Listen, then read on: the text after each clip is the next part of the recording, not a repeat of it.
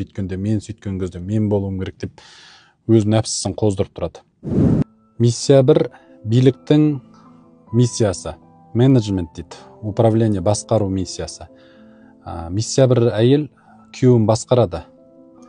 Ал миссия бірге керісінше беруші позициясынан ойлап бастау керек. Миссия бір бірліктер секілді свой чужой деп бөледі адамдарды, барлығы мен қалағандай болу керек дейді.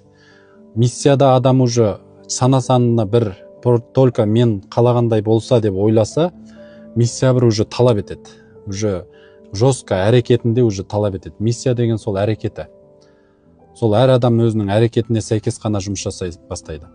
Сондықтан бұл адамдарға руководство, билік қылу керек, бірақ бұл адамдар стратегия задавать ету керек. Командаға, басқа адамдарға стратегия беру арқылы басқа адамдардың успешный болуына себепкер болу керек.